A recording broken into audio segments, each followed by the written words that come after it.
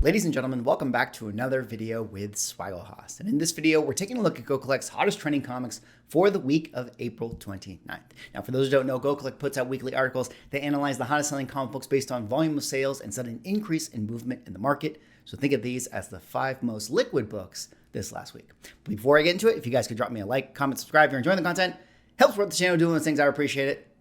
Of course, I will put a link in the description if you guys want to do your own reading, but I will break it down for you in this video. And coming in here at the number 5 spot is a really cool book, one that I talked about recently because I had picked up a copy, but this one, of course, is XMen number 130, new to the list this week, now sitting in the 80th slot. And what is the significance of this? Well, of course, this is the book that came out in 1979, written by Chris Claremont, that would feature the first appearance of the character known as Dazzler. Now, as we all know, the X-Men characters in the X-Men universe is eventually going to make its way into Disney Marvel, and there's been a lot of anticipation and a lot of speculation on who some of the main roster team members are going to be. And one of the characters that I think is kind of a sleeper one is this character right here, Dazzler. Now, while I don't think that she'll be, a main team member, I do think that you could see a world where they bring Dazzler into the MCU simply due to the fact that I feel like she's a money-making opportunity for Disney, being that she is a pop star within the universe. It feels like there's a lot of cross-marketing and transmedia content that they could get out of this character. You could see a world where Dazzler is in a Disney Plus show, but also puts out an album that is actually promoted in the Disney Plus show. I mean, I bet that, if they got a actress who is like a popular pop star, like say it was, I don't know, Ariana Grande or whatever,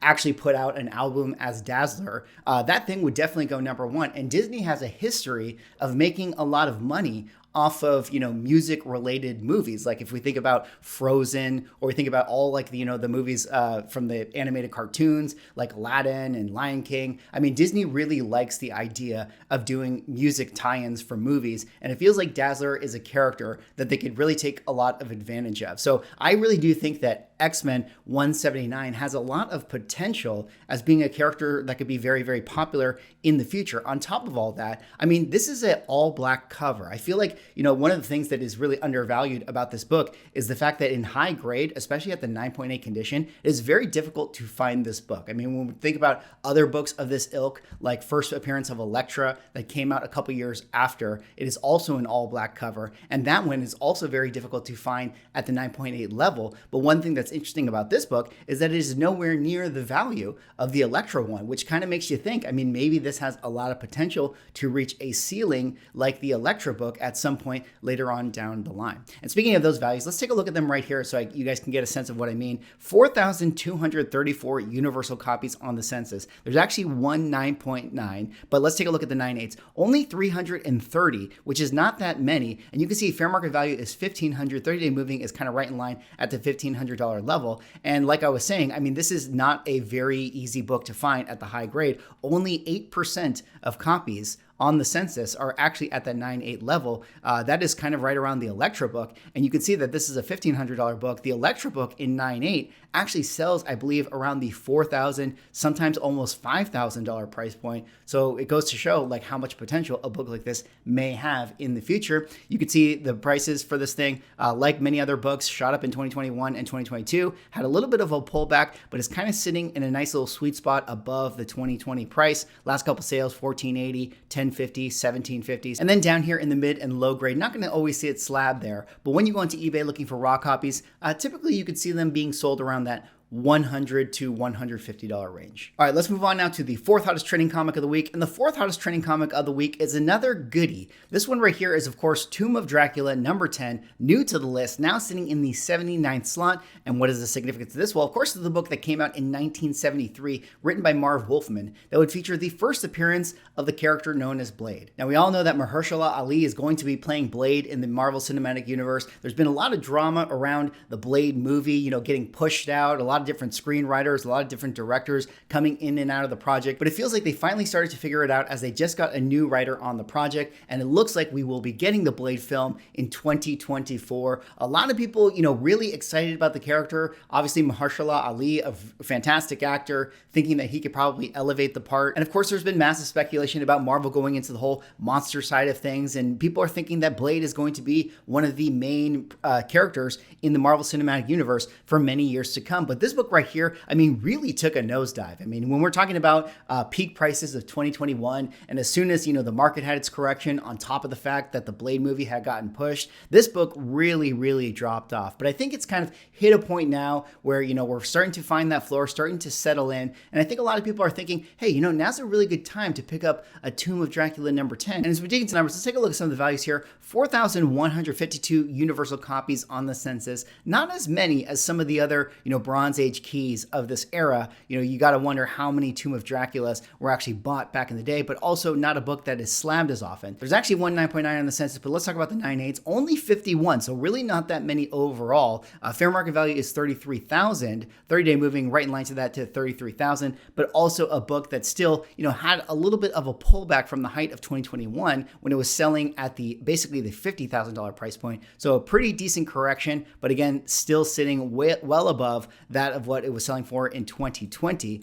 Some of the other values right here, let's take a look at the 9.2s. 270 on the census. Fair market value is 4,700. 30-day moving is 4,700 as well. This is a book that has had a little bit of an uptick recently. You can see that it shot up in 2021, had its correction, had its pullback, and now it's a little bit on the upswing. Maybe people, again, like I said, are excited about this book right now, thinking it's a good entry point once again. And then down here at the mid to low grade, this I think is really interesting. This is where I always talk about the price consolidation, where you see here at the 8.0, 30-day moving is 1,200, and then all the way down here to the 5.0, you get a 30-day moving at 900. And you can see that like across the board, there's a lot of similar prices. In fact, you even see a 6.5 right here go for $1,291, which is more expensive than what the 8.0 sold for at $1,197. And that's due to the fact that, any given day, any given deal, it just depends on if you can find the right opportunity for yourself. And then down here at the low grade, not going to always sit slabbed right here, but, typically when you go onto eBay looking for raw copies of this thing, you're still going to be, set back around the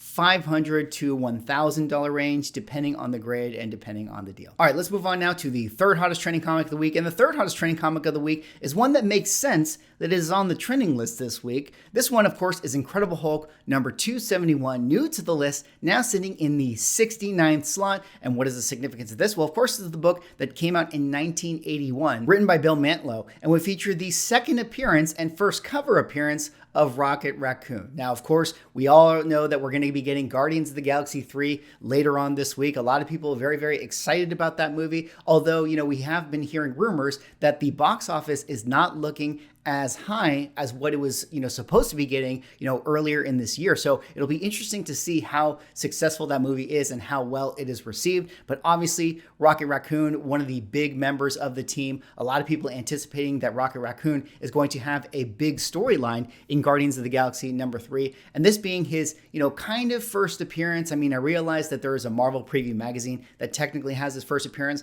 but, there is the magazine bias. A lot of people still would prefer to have the standard comic book form, which if you want this character in standard comic book form, this is the one for you. But I really do think that this is a good book for the future. I mean, a lot of people are speculating that Rocket Raccoon is going to die in Guardians of the Galaxy 3. I don't know about that. I feel like when you go into any Disney toy store or you look around at the merchandising, you go into Target, you look at the pajama pants, you see Rocket and Groot on every single one of those things. I really don't think that Disney will have a world without Rocket Raccoon, because I think that Rocket has elevated himself to one of their flagship characters, which is why I think that this book is always going to be relevant even into the distant future. So I really do like this thing, and it is cool to see that, there is some excitement around these keys related to Guardians, although the prices may not be going through the moon. But speaking of those prices, let's dig into the numbers here and see some of the values. 4,228 universal copies on the census. 9/8s have 434. Fair market value is 1150. 30-day moving is 1131. So right in line to the fair market value. But again, like many books that we've talked about, here, they all shot up in 2021, had their pullback, maybe a little bit of a bounce in 2022, and then again, a little bit of a pullback, but kind of now where it sits, a pretty good spot, based on where it's selling, still above the 2020 price, but, much lower than that of the heights of the market. And the 9/8 rate right here is only 10%. So not too many overall. Of course, there is also the newsstand if you're into that sort of thing. 9/6s, 30-day moving is 360. 9/4s, 30-day moving is 250. And then, of course, 1981 book. Not going to see it slab there at the low grade. But when you go into eBay looking for raw copies, Typically, they set you back around that $100 to $150 range. All right, let's move on now to the fourth hottest trending comic of the week. And the fourth hottest trending comic of the week is one that I think is kind of an interesting book. This one right here is a crowd favorite. We're talking Ghost Rider #1, new to the list,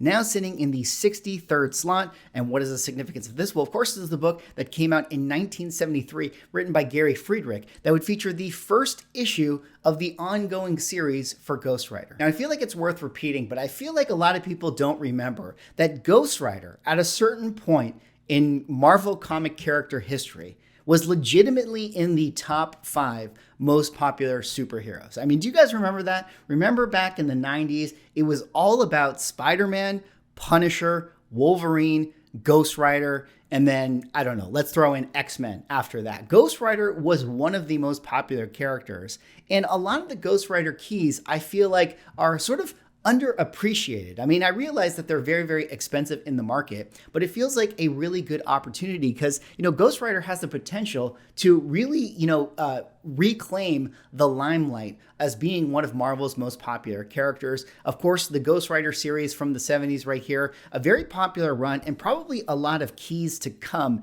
out of this run because, there's been a lot of speculation that we are going to be getting Ghost Rider in the Marvel Cinematic Universe very soon.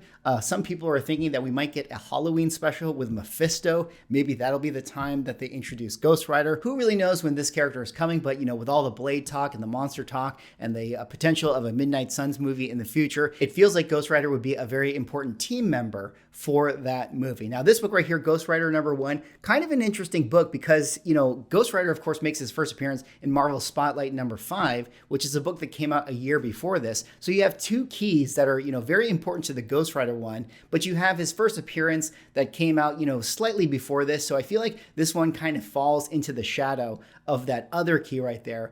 You have to be sort of a super Ghost Rider fan to want to buy this book, but it is still a great Bronze Age book and one that seems to be trending due to the excitement of Ghost Rider coming to the MCU. And as we dig into the numbers for this one, let's take a look at some of the values here. CGC Universal Census has this at 4,137 copies, so not too many overall. Obviously, another all-black cover. 9/8 have only 50 on the census. Very difficult to find this one in the 9/8 grade, like the Marvel Spotlight 5 because of the black cover. Let's take a look at the 9/4s because that has recent sales. Census has this at 253 on the census, fair market value 1850, 30-day moving 1823, and then the chart I'm assuming is going to look a lot like some of the other charts where we saw it shoot up in 2021, had a little bit of a floor, had its pullback right now, and actually where it sits is still pretty high overall. This is an instance where I would be cautious if I was somebody who wanted to buy this book at the 9.4 level. I think that there is still room for this one to correct, based on what we've been seeing with our index videos here.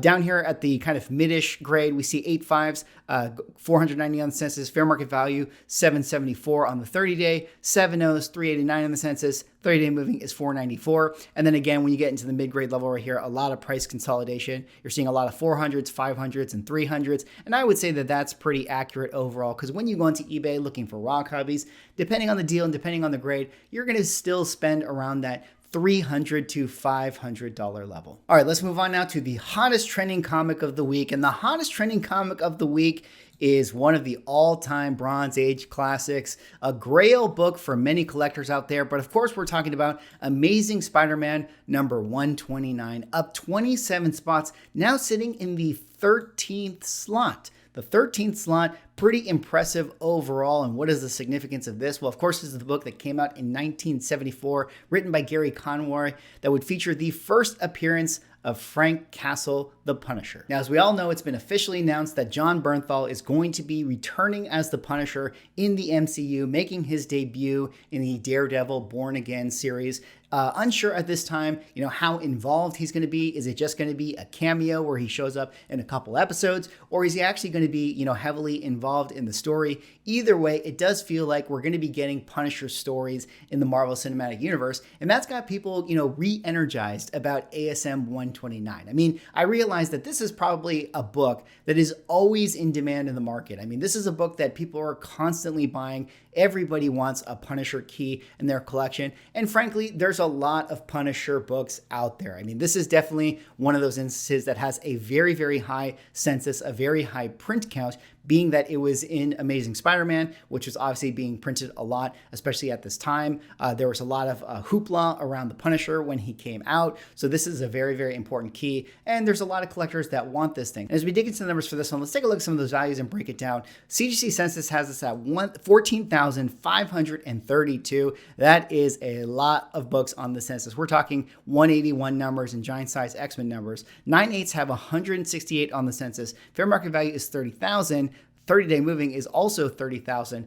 This is a book that, even at that high grade level has had a pretty decent pullback from the height, where it shot up all the way to a sold price of 57,000 earlier in 2022, and now recently sold around the $27,600 range. But again, still a lot higher than what it was going for in 2020, although it is only 1.2% of all the copies out there at the 9/8 range. It feels like you see a lot of these go up for sale at least a couple times a month. 9/6s, fair market value is 7,750. 30-Day Moving kind of right in line to that at 7,200. 9/4s, 30-Day Moving around the $5,000 range. Then you go down here to the mid-level. 7/0s selling fair market value around the $2,000 range, and then 4/0s selling fair market value around the $1,000 range. And I would say that that's pretty accurate overall, because when you go into eBay looking for raw copies, even if you just want to get into the club with this book, it's still going to set you back around that $750 to $1,000 range,